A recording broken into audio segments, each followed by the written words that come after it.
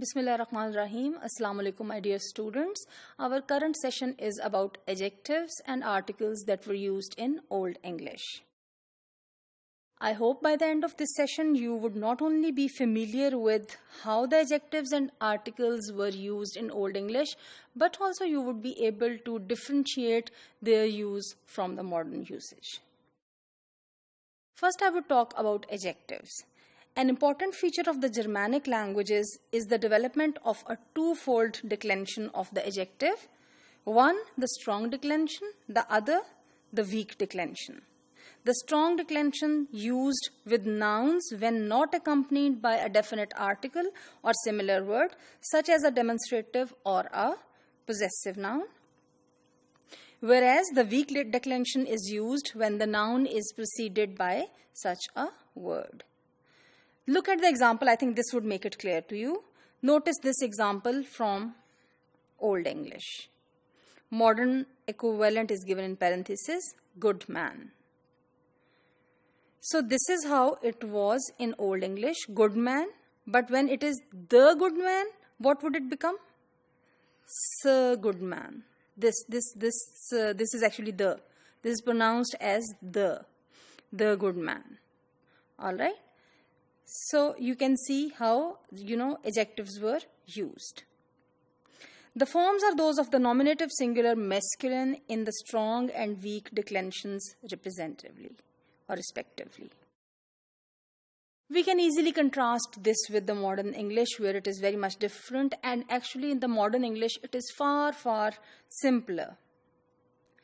In fact, the complexity that Old English offered in terms of the choice of adjectives and their representation and formation, that was very, very complex and difficult, and it was actually unnecessary. So over the times, it was removed.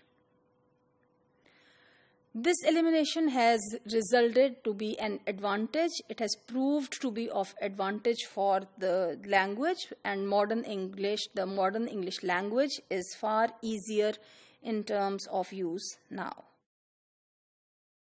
As far as the definite article is concerned, well, like German, its sister language today, Old English possessed a fully inflected definite article. Here I would make a comparison of this with Urdu. In Urdu, if we have to say, in English, for example, in comparison with Urdu, I would say in English, girl, a girl, the girl. Girl does not tell us anything, whether a particular girl or not. A girl tells us it is about any girl. The girl is definite, that tells us it is about a definite, a particular, a specific girl. So the use of a and the as indefinite and definite articles. Now this the definite article is not available in Urdu. Let us try to translate these three into Urdu.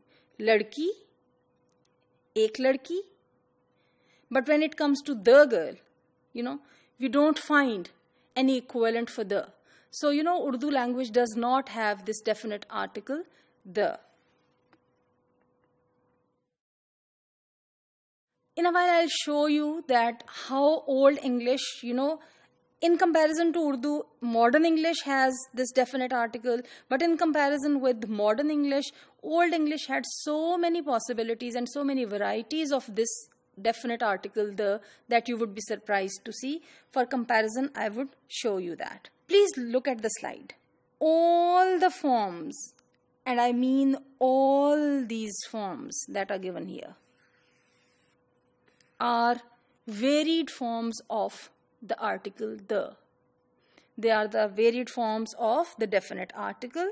The forms would the, and they are all the. But they would vary for masculine, for feminine, for neutral, when used for all the genders.